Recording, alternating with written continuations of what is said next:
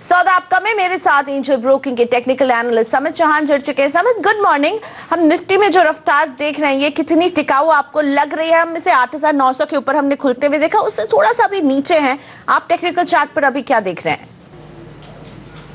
Good morning Priyanka. देखिए, हमने एक मोर देन 1000 पॉइंट्स की एक रिलेंटलेस रैली देखी है लास्ट 2-2.5 महीनों में, और क्लियरली मार्केट इंडिकेशन दे रहा है हर एक माइनर डिप में खरीदारी आ रही है, और कोई भी ये 1000 पॉइंट में हमने मेजर करेक्शन नहीं देखा। तो ये जनरली साइंस होते हैं एक स्ट्रॉन्ग बुल रन के, और हमारा जो मानना था कि ऐसे मार्केट में आपको रेजिस्टेंस नहीं देखने, इनफैक्ट सपोर्ट देखने और ओवरबॉट टेरिटरीज नहीं देखने, क्योंकि ऐसे मार्केट में ये सब ओवरबॉट टेरिटरी के रूल्स क्लियरली डिफाई हो जाते हैं। तो हर एक डिप में खरीदारी की सलाह होगी, और जो हमारा मानना था हम बहुत ही जल्दी ऑल टाइम हाईज ब्रेक करेंगे निफ्टी में, वो अभी भी इंटैक्ट है।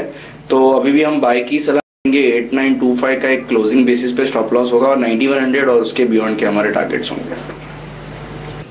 साथ ही में बैंक निफ्टी पर आपकी नजर किन लेवल्स पर है समित?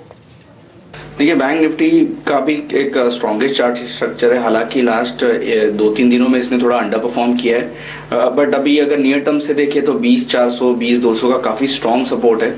तो हमारा मानना है कि बैंक निफ्टी में आने वाले कुछ दिनों में एक अच्छी खासी तेजी हम देख सकते हैं। 21,300 21,500 तक के लेवल हम एक्सपेक्ट कर रहे हैं। तो बैंक निफ्टी में भी हर एक डिप में खरीदारी होनी चाहिए, और डायरेक्शनली 20,400 का एक स्टॉप लॉस होना चाहिए। और अब समझते हैं कि स्मॉल कैप कॉर्नर में किस तरह का एक्शन है। हमारे रिसर्च हेड आशीष वर्मा मेरे साथ हैं।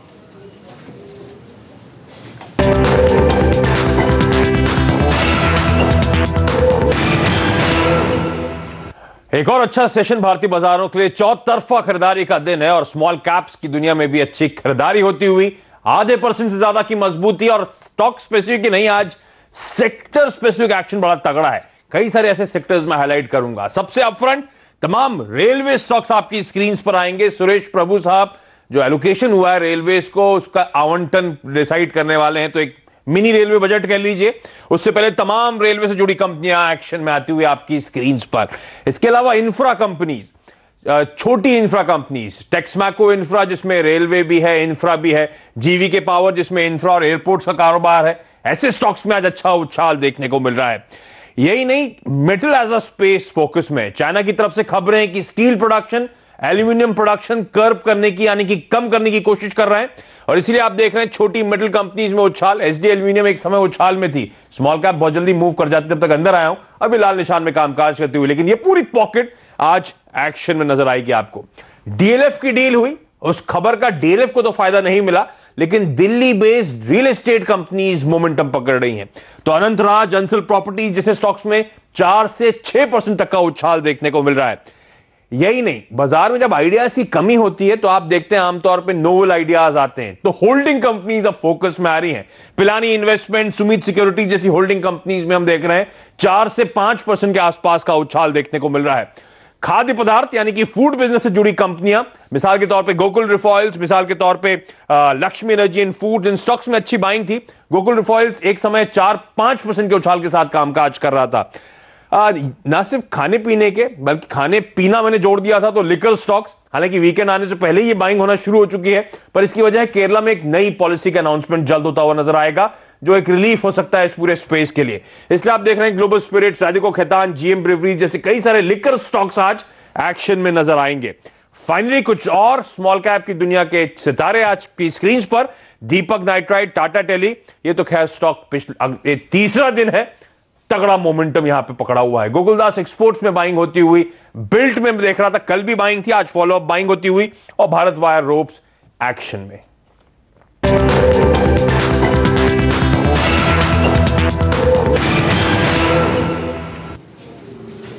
वक्त है ब्रेक का। ब्रेक के बाद समित चौहान की ट्रेडिंग टिप्स लेकर आएंगे आपके लिए।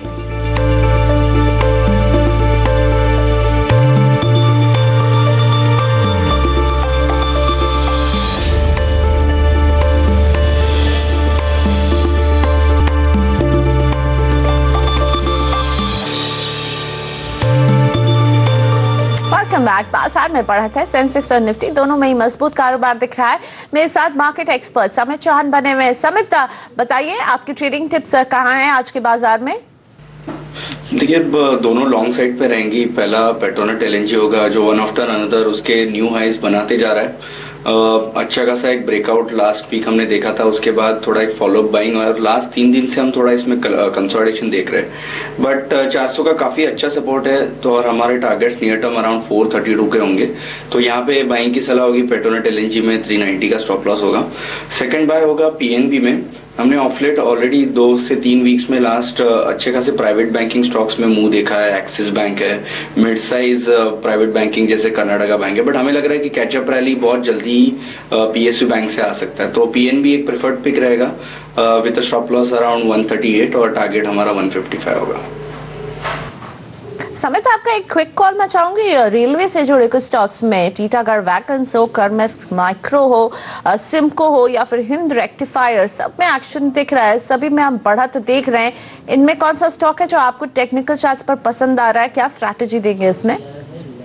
देखिए प्रियंका, ये सब स्टॉक्स थोड़े सीजनल होते हैं।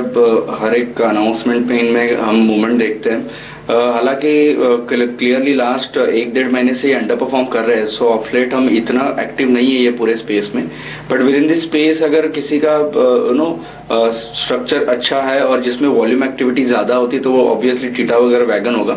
95-98 का अच्छा सपोर्ट है, तो आज अगर 106-107 का इसमें क्लोजिंग मिल रहा है जैसे हम देख रहे हैं वॉल्यूम एक्टिविटी के साथ, तो ये स्टॉक एटलीस्ट 115-118 तक एक ये एक्सटेंडेड रैली दे सकता है। और इसी के साथ समित, धन्यवाद, आपने वक्त निकाला हमारे शो के लिए। और इसी वक्त हो गया एक छोटे से ब्रेक का। ब्रेक के बाद एफएनओ बाजार में स्ट्रैटेजी लेकर आएंगे हर्षदा सावंत। उनके साथ जुड़ेंगे मितेशचक्कर.com की मितेश चक्कर और A+ एनालिटिक्स के चीफ टेक्निकल स्ट्रैटेजिस्ट अमित हरचिकर।